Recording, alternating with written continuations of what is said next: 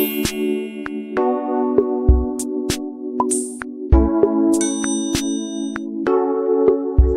warahmatullahi wabarakatuh. Selamat siang teman-teman semuanya. Di Vicon kita hari ini kita mau diskusi di mata pelajaran LAAS soal Network Protocols and Communication.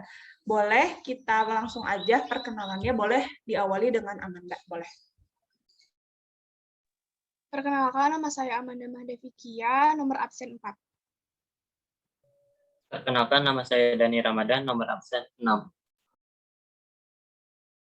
Perkenalkan, nama saya Muhammad Zafran Irfan, nomor absen 16. Perkenalkan, nama saya Putri Dayanti, nomor absen 21.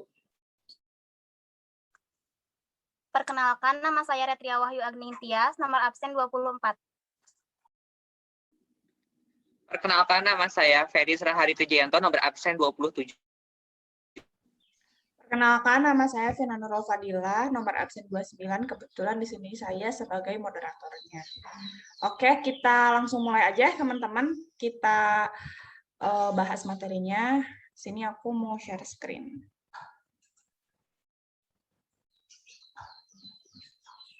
Oke, kalau udah kelihatan share screen-nya, boleh acungin jempol aja.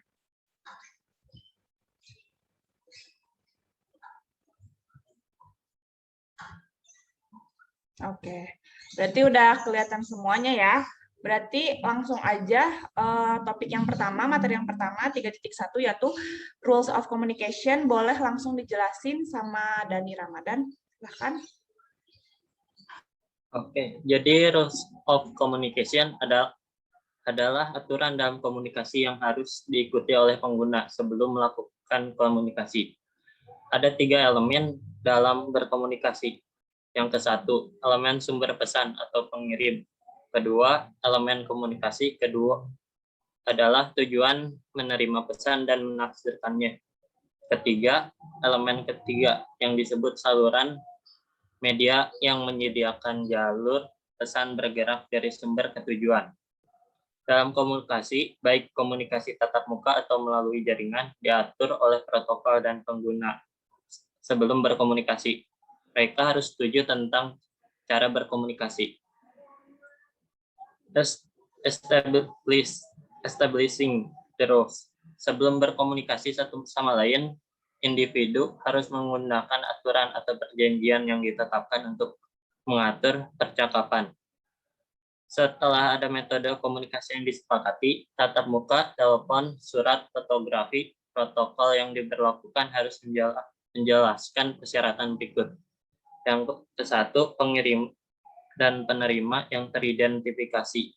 Kedua, bahasa umum dan tata bahasa. Ketiga, kecepatan dan waktu pengiriman. Keempat, persyaratan, konfirmasi atau pengakuan.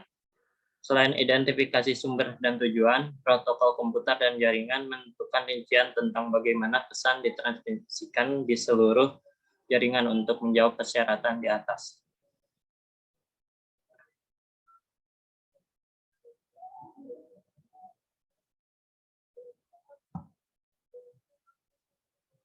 Message encoding.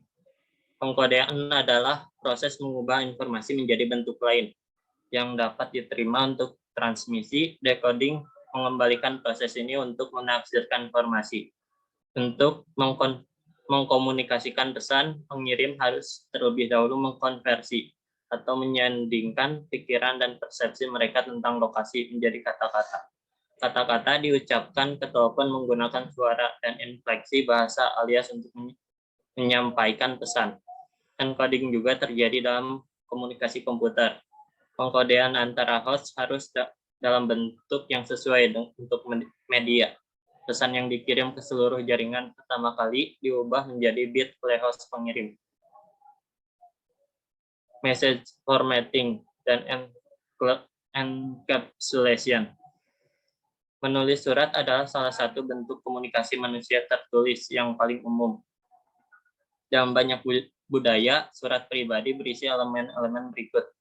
Ke-1, pengenalan penerima. Kedua, salam atau salam. Ketiga, ketiga, konten pesan. Keempat, frasa penutup. Kelima, pengirim.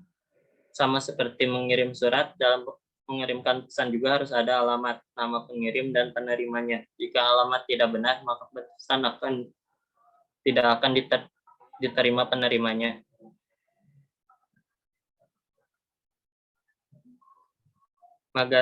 Message size. Format dan isi frame ditentukan oleh jenis pesan yang dikirim dan di saluran di mana pesan tersebut dikomunikasikan.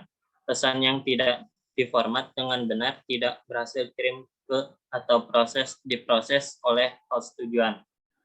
Pembatasan ukuran frame memerlukan host sumber untuk memecahkan pesan panjang menjadi potongan-potongan individu yang memenuhi persyaratan untuk minimum dan maksimum. Ini dikenal sebagai segmentasi.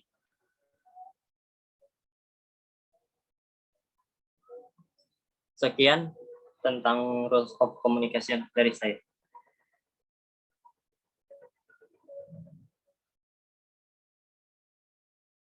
Oke, dari penjelasan Dani, ada yang mau ditanyain nggak nih kira-kira teman-teman?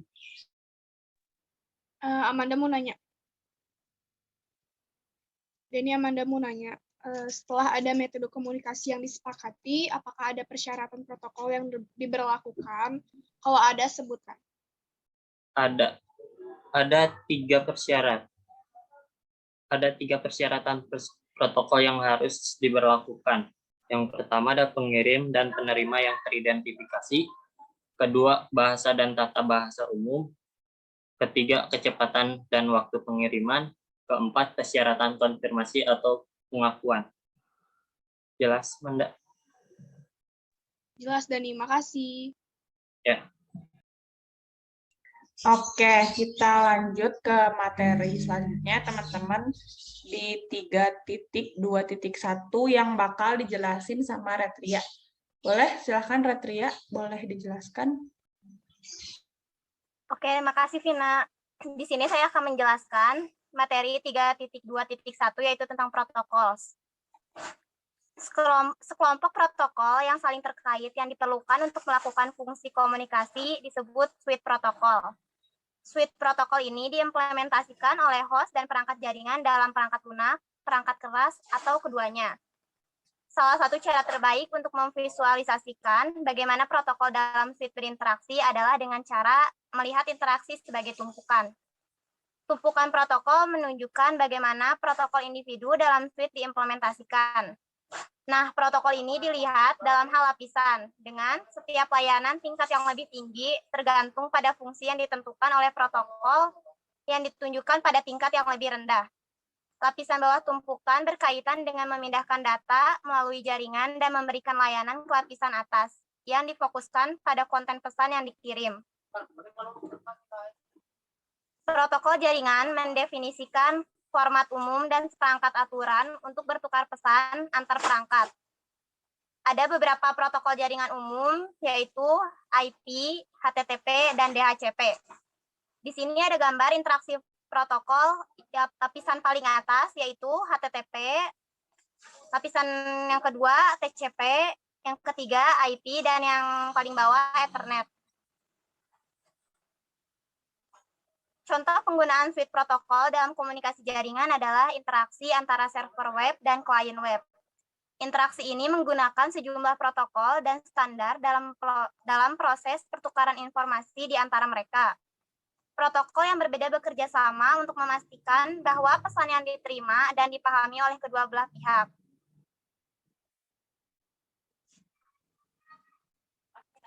Contoh dari protokol ini adalah yang pertama application protocol atau disebut hypertext transfer protocol, yaitu HTTP. Adalah protokol yang mengatur cara server web dan klien web berinteraksi. HTTP ini mendefinisikan konten dan format permintaan dan tanggapan yang dipertukarkan antara klien dan server. Baik perangkat lunak klien dan server web mengimplementasikan HTTP sebagai bagian dari aplikasi. HTTP juga bergantung pada protokol lain untuk mengatur bagaimana pesan diangkut antara klien dan server. Yang kedua yaitu transport protokol. Atau bisa disebut juga TCP, yaitu protokol transport yang mengatur percakapan individu antara server web dan klien web. TCP membagi pesan HTTP menjadi bagian-bagian yang lebih kecil yang disebut segmen. Segmen ini bertanggung jawab untuk mengontrol ukuran dan kecepatan pertukaran pesan antara server dan klien. Lalu yang ketiga yaitu protokol internet atau IP. Bertanggung jawab untuk mengambil segmen yang diformat dari TCP, lalu mengenkapsulasinya ke dalam paket, menetapkan alamat yang sesuai, dan mengirimkannya melintasi jalur terbaik ke host tujuan. Selanjutnya yaitu protokol akses jaringan. Protokol akses jaringan ini menjelaskan dua fungsi utama, yaitu komunikasi melalui tautan data dan transmisi fisik data pada media jaringan. Protokol manajemen tautan data mengambil paket dari IP dan memformatnya untuk ditransmisikan melalui media. Standar dan protokol untuk media fisik mengatur bagaimana sinyal dikirim dan bagaimana mereka ditafsirkan oleh klien penerima. Ada contoh dari protokol akses jaringan ini yaitu Ethernet. Nah, sekian materi yang dapat saya sampaikan. Ada yang mau bertanya?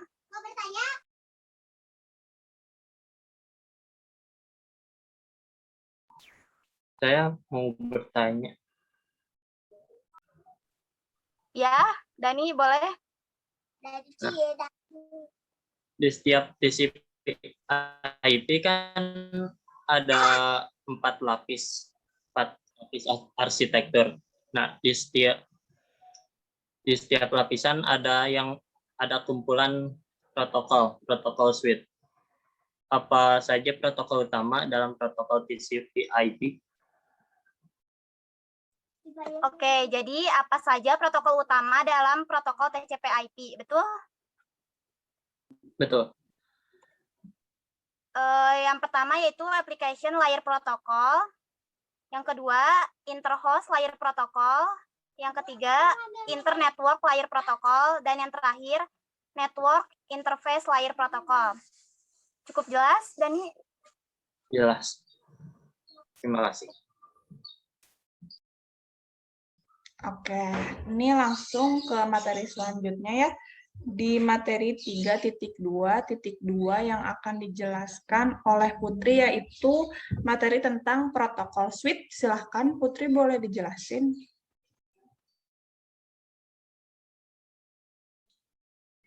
Oke, di sini saya akan menjelaskan protokol suite. Suite protokol ada seperangkat protokol yang bekerja sama untuk menyediakan layanan komunikasi jaringan yang komprehensif. Suite protokol dapat ditentukan oleh organisasi standar atau dikembangkan oleh vendor. Protokol IP, HTTP, dan DHCP adalah bagian dari rangkaian protokol internet yang dikenal sebagai Transmission Control Protocol atau IP TCP/IP. TCP/IP Protocol Suite adalah standar terbuka, yang berarti protokol ini tersedia secara bebas untuk umum, dan setiap vendor dapat menerapkan protokol ini pada perangkat keras mereka atau dalam perangkat lunak mereka. Protokol berbasis standar adalah proses atau protokol yang telah disahkan oleh industri jaringan dan diratifikasi atau disetujui oleh organisasi standar. Penggunaan standar dalam mengembangkan dan menerapkan protokol memastikan bahwa produk dari produsen yang berbeda dapat beroperasi dengan sukses. Jika protokol tidak dipatuhi secara ketat oleh produsen tertentu, peralatan atau perangkat lunak mereka mungkin tidak dapat berhasil berkomunikasi dengan produk yang dibuat oleh produsen lain. Dalam komunikasi data, misalnya, jika salah satu ujung percakapan menggunakan protokol untuk mengatur komunikasi satu arah dan ujung lainnya mengasumsikan protokol yang menggambarkan komunikasi dua arah, kemungkinan besar tidak ada data yang akan dipertukarkan. Beberapa protokol adalah hak milik atau proprietary. Dalam konteks ini berarti bahwa satu perusahaan atau vendor mengontrol definisi protokol dan bagaimana fungsinya. Beberapa protokol berpemilik dapat digunakan oleh organisasi yang berbeda dengan izin dari pemilik. Yang lain hanya dapat diimplementasikan pada peralatan yang diproduksi oleh vendor berpemilik. Contoh protokol berpemilik adalah AppleTalk dan Novel Network. Di sini ada gambar paket protokol TCP/IP dan proses komunikasinya. Pada gambar di atas, mereka diatur dalam lapisan menggunakan model protokol TCP/IP. Protokol TCP/IP termasuk dalam lapisan internet ke lapisan aplikasi saat merujuk model TCP/IP.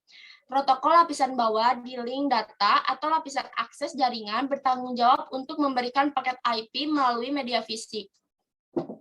Protokol lapisan bawah ini dikembangkan oleh organisasi standar seperti IEEE. Paket protokol TCP/IP diimplementasikan sebagai tumpukan TCP/IP pada host pengirim dan penerima untuk menyediakan pengiriman aplikasi ujung ke ujung melalui jaringan. Protokol 802.3 atau Ethernet digunakan untuk mengirimkan paket IP melalui media fisik yang digunakan oleh LAN. Di sini ada operasi protokol mengirim dan menerima data. Pada gambar di atas menunjukkan proses komunikasi lengkap menggunakan contoh web server yang mentransmisikan data ke klien. Yang pertama, halaman hypertext markup language atau HTML server web adalah data yang akan dikirim. Header HTTP protokol aplikasi ditambahkan ke bagian depan data HTML. Header berisi berbagai informasi termasuk versi HTTP server menggunakan kode status menunjukkan memiliki informasi atau web client.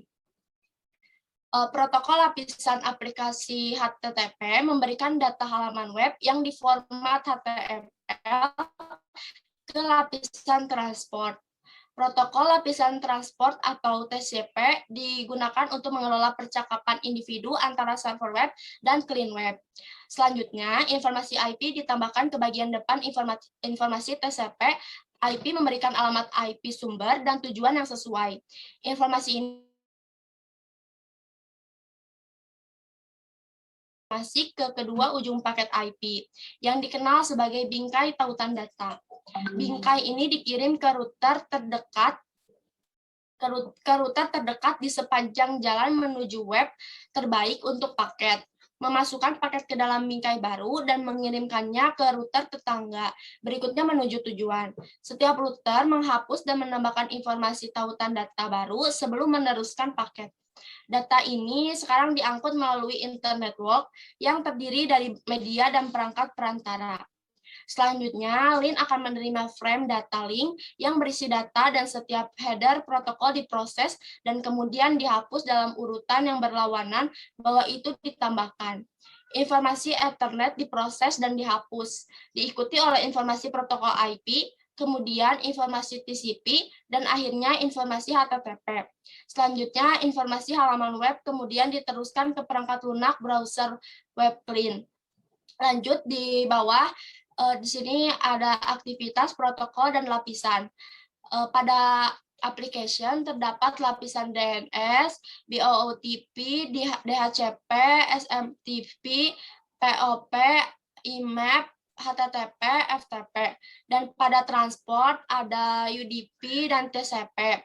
Pada internet ada IP, ICMP, OCPF, EAGRP, dan pada network access ada lapisan Ethernet dan interface drivers. Cukup sekian penjelasan tentang protokol suite. Apa ada yang ditanyakan? Saya izin bertanya. Ya, boleh, Tria. Apa sajakah yang dilakukan TCP agar reliabilitas pengiriman data terjamin?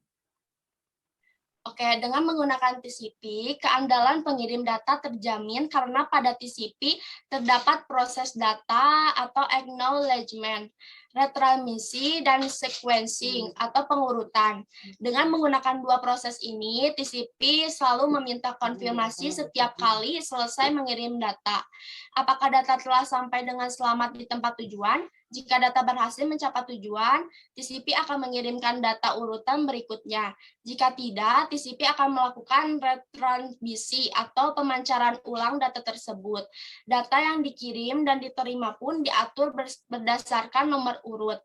Setelah data diproses oleh protokol TCP agar terjamin keutuhannya, data ini diteruskan ke protokol ke bawah TCP, yaitu IP atau Internet Protocol. IP adalah protokol di Internet yang mengurusi masalah pengalamatan dan mengatur pengiriman paket data sehingga ia sampai ke alamat yang benar. Sampai sini, Ratria, sudah cukup jelas? Sudah jelas. Makasih, Putri. Ya, sama-sama. Oke, selanjutnya kita lanjut ke materi selanjutnya yang akan dijelaskan oleh Ratria di materi 3.2 standar organization. Boleh, Ratria, silakan dijelaskan. Di sini saya akan menjelaskan materi 3.2.3 yaitu organisasi standar. Organisasi standar ini biasanya merupakan organisasi nirbala yang netral terhadap vendor yang didirikan untuk mengembangkan dan mempromosikan konsep standar terbuka. Sebuah organisasi standar dapat menyusun seperangkat aturan sepenuhnya sendiri atau dalam kasus lain dapat memilih protokol berpemilik sebagai dasar untuk standar. Jika protokol berpemilik digunakan, biasanya melibatkan vendor yang membuat protokol. Nah, ada beberapa organisasi standar, yaitu yang pertama ada Internet Society, bertanggung jawab untuk mempromosikan pengembangan terbuka, evolusi, dan penggunaan internet di seluruh dunia. ISOC ini memfasilitasi pengembangan standar dan protokol secara terbuka untuk infrastruktur teknis internet, termasuk pengawasan internet arsitektur board. Lalu yang kedua ada Internet Architecture Board atau EIB, bertanggung jawab atas keseluruhan manajemen dan pengembangan standar internet.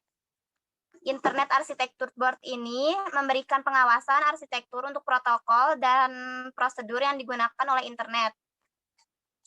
Internet Architecture Board terdiri dari 13 anggota, termasuk Ketua Internet Engineering Task Force atau IATV. Anggota EIB bertindak sebagai individu dan bukan perwakilan dari perusahaan, agensi, atau organisasi lain manapun. Yang ketiga, Internet Engineering Task Force. Misi dari organisasi ini adalah mengembangkan, memperbarui, dan memelihara teknologi internet dan TCP/IP. Salah satu tanggung jawab utama organisasi ini adalah menghasilkan dokumen request for comment yang merupakan memorandum yang menjelaskan protokol, proses, dan teknologi untuk internet. Lalu yang keempat ada Institute of Electrical and Electronics Engineer. Organisasi ini adalah salah satu organisasi penghasil standar terkemuka di dunia.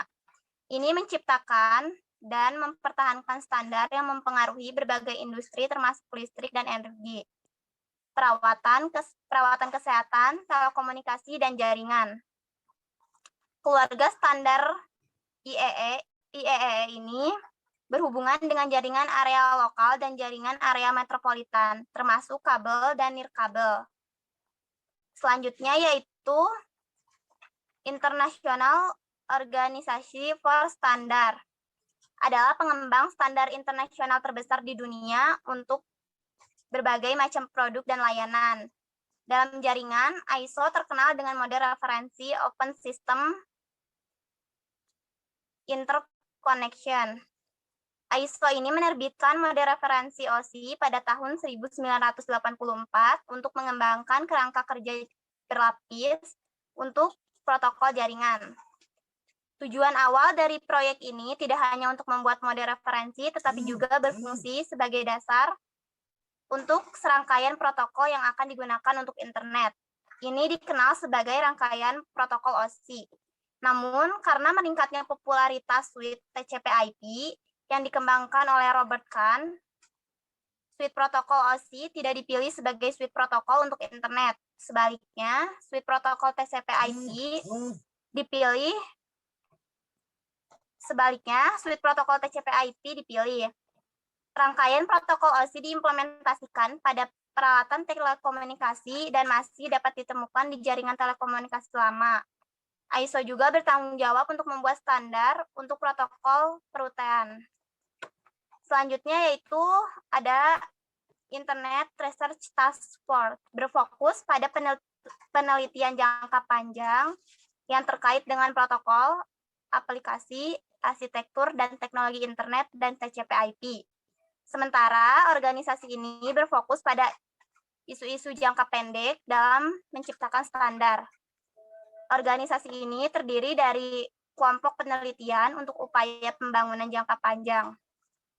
Nah, standar jaringan melibatkan beberapa organisasi standar lainnya. Beberapa yang lebih umum yaitu Electronic Industry Alliance, sebelumnya dikenal sebagai Electronic Industry Association, adalah standar internasional dan organisasi perdagangan untuk organisasi elektronik. Lalu ada Asosiasi Industri Telekomunikasi yang bertanggung jawab untuk mengembangkan standar komunikasi di berbagai bidang termasuk peralatan radio, menara seluler, perangkat voice, komunikasi satelit, dan masih banyak lagi. Lalu yang ketiga yaitu International Communication Union Telecommunication Standard Sector, yaitu salah satu organisasi standar komunikasi terbesar dan tertua. Organisasi ini mendefinisikan standar untuk kompresi video, internet protokol television, dan komunikasi broadband, seperti DSL. Misalnya saat menghubungi negara lain, kode negara itu digunakan untuk membuat koneksi. Selanjutnya ada Internet Corporation for Assigned Names and Number, adalah organisasi nirlaba yang berbasis di Amerika Serikat yang mengordinasikan alokasi alamat IP, pengelolaan nama domain yang digunakan oleh DNS, dan pengidentifikasian protokol atau pengelolaan nama domain yang digunakan oleh dan pengidentifikasian protokol atau nomor port yang digunakan oleh TCP dan protokol UDP. Selanjutnya ada Internet Assigned Number Authority, adalah Departemen Internet Corporation for Assigned Names and Number yang bertanggung jawab untuk mengawasi dan mengelola alokasi alamat IP, manajemen nama domain, dan pengidentifikasian protokol untuk Internet Corporation for Assigned Names and Number. Sekian materi yang dapat saya sampaikan. Ada yang mau ditanyakan? Putri mau bertanya. Boleh, Put. Apa sih manfaat untuk perusahaan dari penerapan ISO itu? Oke, jadi ada beberapa manfaat dari penerapan ISO ya. Yang pertama, perusahaan terdaftar pada lembaga sertifikasi dan diaudit secara periodik. Yang kedua, pelanggan akan mudah mencari pemasok yang bersertifikat ISO, yang berarti terbuka kesempatan pasar baru. Lalu yang ketiga, terjadi perubahan positif dalam hal budaya mutu bagi dan organisasi perusahaan, karena terdorong untuk mempertahankan sertifikat ISO. Yang keempat, sebagai acuan kerja, sehingga karyawan bisa bekerja tanpa kesalahan atau dengan kesalahan yang minimal. Kelima, sebagai bukti pelaksanaan sistem dan diperlukan untuk telusur ketika terjadi masalah. Yang keenam, untuk menghindari perbedaan persepsi dan untuk mendapatkan hasil yang seragam walaupun pekerjaannya berbeda, sebagai catatan untuk generasi yang akan mendatang. Bagaimana, Put? Jelas? Sudah cukup jelas, terima kasih. Oke, sama-sama.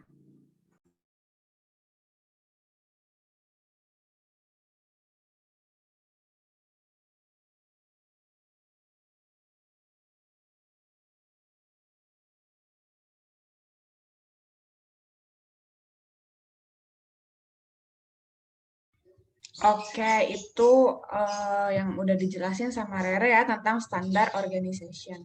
Boleh langsung selanjutnya yaitu reference model yang dijelaskan oleh Vina saya sendiri. Ya, reference model. Model berlapis seperti model TCP atau IP sering digunakan untuk membantu memvisualisasikan interaksi antara berbagai protokol. Model berlapis menggambarkan pengoperasian protokol yang terjadi di dalam setiap lapisan, serta interaksi protokol dengan lapisan di atas dan di bawah setiap lapisan. Ada manfaat menggunakan model berlapis untuk menggambarkan protokol dan operasi jaringan menggunakan model berlapis. Yang pertama, membantu dalam desain protokol. Karena protokol yang beroperasi pada lapisan tertentu telah mendefinisikan informasi yang mereka bertindak. Atas dan antarmuka yang didefinisikan untuk lapisan di atas dan di bawah. Kedua, mendorong persaingan karena produk dari vendor yang berbeda dapat bekerja sama. Ketiga, mencegah perubahan teknologi dan kemampuan dalam satu lapisan mempengaruhi lapisan lain di atas dan di bawah. Keempat, yang terakhir, menyediakan bahasa umum untuk menggambarkan fungsi dan kemampuan jaringan. Lalu ada dua jenis dasar model jaringan. Yang pertama model protokol dan model referensi. Model protokol ini sangat cocok dengan struktur suite protokol tertentu. Seperangkat protokol terkait hierarkis dalam suite biasanya mewakili semua fungsi yang diperlukan untuk antarmuka jaringan manusia dengan jaringan data. Model TCP atau IP adalah model protokol karena menggambarkan fungsi yang terjadi pada setiap lapisan protokol dalam TCP atau IP suite. Yang kedua, model referensi ini memberikan konsistensi dalam semua jenis protokol dan layanan jaringan dengan menggambarkan apa yang harus dilakukan pada lapisan tertentu, tetapi tidak dapat meresepkan bagaimana hal itu harus dicapai. Model referensi tidak dimaksudkan untuk menjadi spesifikasi implementasi atau untuk memberikan tingkat detail yang cukup untuk menentukan secara tepat layanan arsitektur jaringan tujuan utama dari referen. Dan berikut ada gambar dari reference model. Sekian dari penjelasan saya tentang reference model. Silahkan ada yang mau ditanyakan? Putri mau bertanya. Ya boleh. Kenapa Put? Bagaimana sih cara kerja atau tahapan yang diterapkan oleh model ISO layer? Oke. Jadi ada kurang lebih 8 tahapan ya. Yang pertama, application layer mengirim data ke komputer lain. Selanjutnya, presentation layer melakukan konversi email menjadi format jaringan. Lalu selanjutnya session layer membentuk sesi perjalanan data sampai proses pengiriman selesai dilaksanakan. Selanjutnya transport layer mengirim pemecah data dan dikumpulkan lagi di transport layer penerima. Lalu network layer membuatkan sebuah alamat dan menuntun data sampai ke tujuan. Selanjutnya data link layer kemudian membentuk data menjadi frame dan juga alamat fisik. Lalu di physical layer, data akan dikirimkan lewat medium jaringan ke lapisan transport penerima. Dan terakhir, setelahnya, alur berbalik dari physical layer ke application layer pada komputer penerima. Gimana Put? Udah jelas? Jelas, terima kasih. Oke. Iya, silahkan Zafran, boleh dijelasin materi data encapsulation-nya. Ini saya akan menjelaskan tentang data encapsulation. Secara teori, satu komunikasi seperti video, musik, atau pesan email dapat dikirimkan melintasi jaringan dari sumber ke tujuan sebagai satu aliran bit yang besar dan tidak terputus. Jika pesan benar-benar ditransmisikan dengan cara ini, itu berarti bahwa tidak ada perangkat lain yang dapat mengirim atau menerima pesan di jaringan yang sama saat transfer data ini sedang berlangsung. Aliran data yang besar ini akan mengakibatkan penunda yang signifikan. Selanjutnya, jika tautan dalam infrastruktur jaringan yang saling berhubungan gagal selama transmisi, pesan lengkap akan hilang dan harus dikirim ulang secara penuh. Pendekatan yang lebih baik adalah membagi data menjadi potongan-potongan yang lebih kecil dan lebih mudah dikelola untuk dikirim melalui jaringan. Pembagian aliran data ini menjadi potongan-potongan yang lebih kecil disebut segmentasi. Pesan segmentasi ini memiliki dua manfaat utama. Yang pertama, dengan mengirim potongan individu yang lebih kecil dari sumber ke tujuan, banyak percakapan yang berbeda dapat terjalin di jaringan. Proses yang digunakan untuk interleave potongan-potongan percakapan terpisah bersama-sama pada jaringan disebut multiplexing.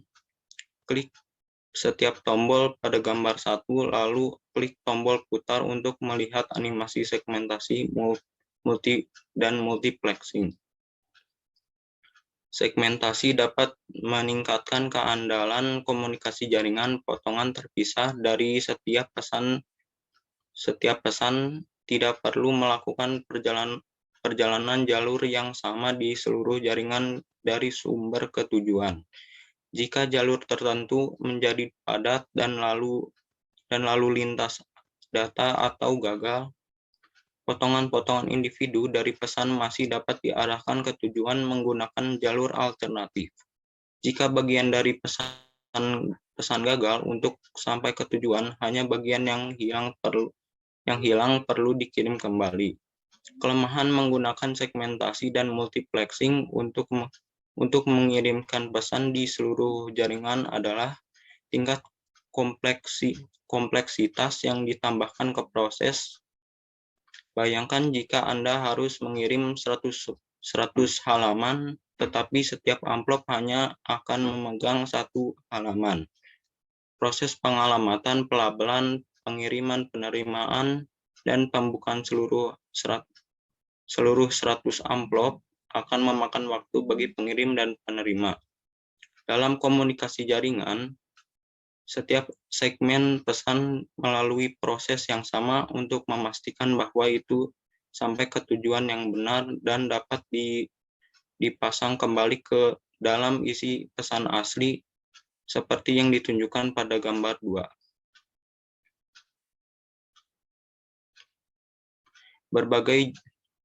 Berbagai jenis perangkat di seluruh jaringan berpartisipasi dalam memastikan bahwa potongan-potongan pesan tiba dengan andal di tujuan mereka.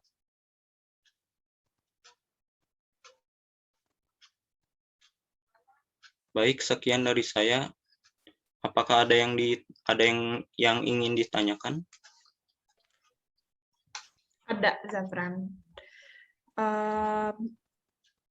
Enkapsulasi bisa diaplikasikan untuk apa saja dan tujuannya apa? Terima kasih.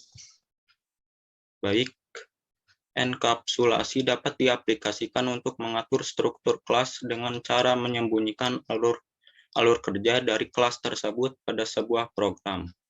Untuk bagian tujuan dari enkapsulasi adalah untuk menjaga suatu proses program agar tidak dapat diakses secara sembarangan atau diintervensi oleh program lain.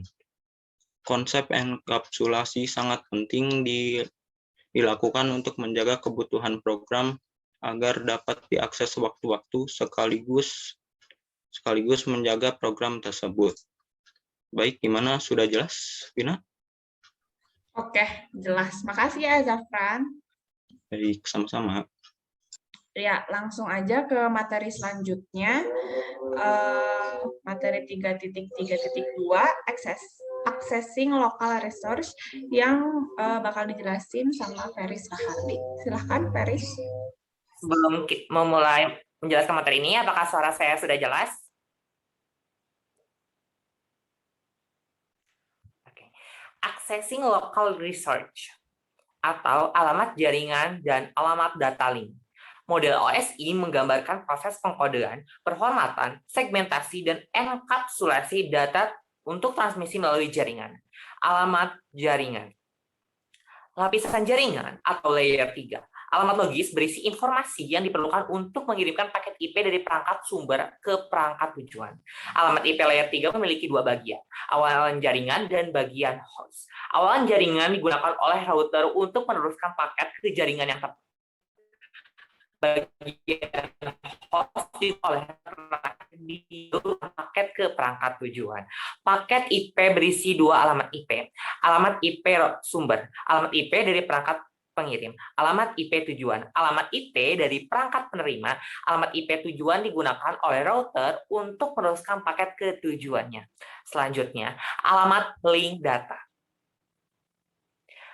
Link data atau layer 2, tujuan dari alamat data link adalah untuk memberikan frame data link dari satu antarmuka jaringan ke antarmuka jaringan lain pada jaringan yang sama. Sebelum paket IP dapat dikirim melalui jaringan kabel atau nirkabel, itu harus dikemas dalam bingkai tautan data, sehingga dapat ditransmisikan melalui media fisik. Jaringan yang sebenarnya, LAN, Ethernet, dan LAN nirkabel adalah dua contoh jaringan yang memiliki media fisik yang berbeda, masing-masing dengan jenis protokol tautan datanya sendiri. Paket IP dienkapsulasi ke dalam bagian tautan data untuk dikirim ke jaringan tujuan. Alamat tautan data sumber dan tujuan ditambahkan seperti yang ditujukan pada gambar. Alamat tautan data sumber, alamat fisik perangkat yang mengirim paket. Awalnya ini adalah NIC yang merupakan sumber paket IP.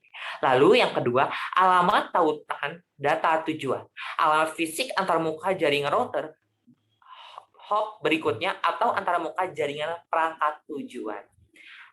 Yang selanjutnya, berkomunikasi dengan perangkat di jaringan yang sama. Dalam contoh ini, kita memiliki komputer klien PC1 berkomunikasi dengan server file, server FTP pada jaringan yang sama. Alamat jaringan, alamat lapisan jaringan, network layer addresses, atau alamat IP, menunjukkan jaringan dan alamat host dari sumber dan tujuan. Bagian jaringan dari alamat akan sama, hanya bagian host atau perangkat dari alamat yang akan berbeda. Alamat IP sumber, alamat IP perangkat pengirim komputer PC1 192.168.1.110. Yang kedua, alamat IP tujuan, alamat IP perangkat penerima server FTP 192.168.1.9. Yang selanjutnya, alamat tautan data. Ketika pengirim dan penerima paket IP berada di jaringan yang sama, bingkai tautan data dikirim langsung ke perangkat penerima. Pada jaringan Ethernet, alamat data link dikenal sebagai alamat Ethernet MIC. Alamat MIC adalah alamat 48 bit yang tertanam secara fisik. Alamat yang terbakar dalam kurung pia. Alamat MIC sumber. Ini adalah alamat tautan data atau alamat MIC Ethernet dari perangkat yang mengirimkan paket IP PC1. Alamat MIC dari Ethernet NIC dari PC1 adalah AA. Alamat MIC tujuan adalah alamat MIC dari server FTP CC. Alamat sumber dan tujuan ditambahkan ke frame Ethernet. Bingkai dengan paket IP yang dienkapsulasi sekarang dapat ditransmisikan dari PC1 langsung ke server FTP. Alamat sumber dan tujuan ditambahkan ke bingkai Ethernet. Bingkai dengan paket IP yang dienkapsulasi sekarang dapat ditransmisikan dari PC1 langsung ke server FTP. Lalu selanjutnya, protokol resolusi alamat. Sekarang harus jelas bahwa untuk mengirim data ke host lain pada LAN yang sama, host sumber harus mengetahui alamat fisik dan logis dari host tujuan. Setelah ini diketahui, ia dapat membuat bingkai dan mengirimkan di media jaringan. Bagaimana host menentukan alamat MIC Internet dari perangkat lain? Host mengirim menggunakan protokol yang disebut Address Resolution Protocol atau ARP untuk menemukan alamat MIC dari setiap host di jaringan lokal yang sama. Host pengirim mengirim pesan permintaan ARP ke seluruh LAN. Permintaan ARP adalah pesan siaran. Permintaan ARP berisi alamat IP perangkat tujuan. Setiap perangkat pada LAN memeriksa permintaan ARP untuk melihat apakah berisi alamat IP sendiri. Hanya perangkat dengan alamat IP yang terdapat dalam permintaan ARP yang merespon dengan balasan ARP. Balasan ARP menyertakan alamat MIC yang terkait dengan alamat IP dalam permintaan ARP. Dalam penjelasan ini, apakah ada yang bertanya tentang materi yang saya jelaskan?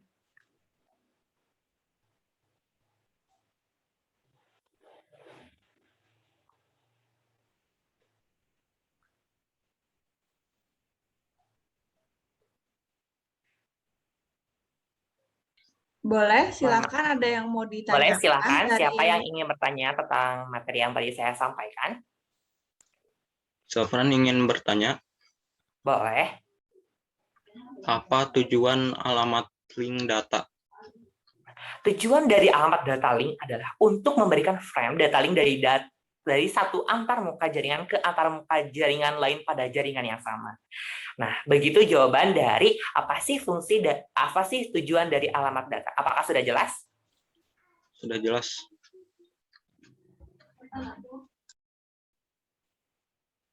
Mungkin sekian dari materi yang saya sampaikan.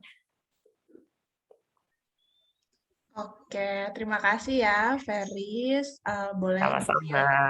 aja. Nah, selanjutnya kita ke materi yang terakhir ya, teman-teman. Ini kira-kira. Ya, di materi 3.3.3, accessing remote resource. Boleh, Amanda, silahkan dijelaskan. Ya, baik, Vina. Di sini saya akan menjelaskan accessing remote research. Metode yang digunakan host untuk mengirim pesan ke tujuan di jaringan jarak jauh berbeda dengan cara host mengirim pesan ke tujuan di jaringan lokal yang sama. Ketika sebuah host perlu mengirim pesan ke host lain yang terletak di jaringan yang sama, itu akan meneruskan pesan secara langsung. Sebuah host akan menggunakan ARP untuk menemukan alamat MIC dari host tujuan. Ini termasuk alamat IP tujuan dalam header paket dan merangkum paket ke dalam bingkai yang berisi alamat MIC tujuan dan meneruskannya. Ketika sebuah host perlu mengirim pesan ke jaringan jarak jauh, itu harus menggunakan router. Juga dikenal sebagai gateway default. Gateway default adalah alamat IP antarmuka pada router di jaringan yang sama dengan host pengirim. Alamat gateway default harus dikonfigurasi pada setiap host di jaringan lokal. Jika tidak, ada alamat gateway default yang dikonfigurasi dalam pengaturan TCP/IP host, atau jika gateway default yang salah ditentukan. Pesan yang ditujukan ke host di jaringan jarak jauh tidak dapat dikirimkan. Pada gambar, host di LAN menggunakan R1 sebagai gateway default dengan alamat 192.168.1.1 yang dikonfigurasi dalam pengaturan TCP/IP mereka. Jika tujuan PDU berada pada jaringan IP yang berbeda, host mengirim PDU ke gateway default pada router untuk transmisi lebih lanjut. Ya, di bawah ini ada contoh gambar getting the pieces.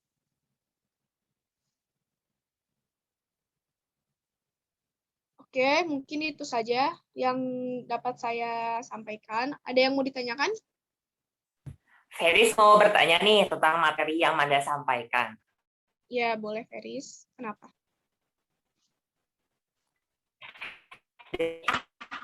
Pertanyaan, apa sih metode yang digunakan untuk mengirim pesan jarak jauh?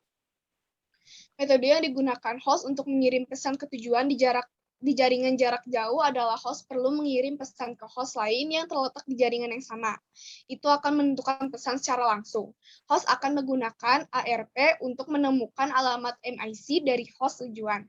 Ini termasuk alamat IP tujuan dalam header paket dan merangkum paket ke dalam bingkai yang berisi alamat MIC tujuan dan meneruskannya. Gitu, Feris, dapat dipahami? Dapat dipahami.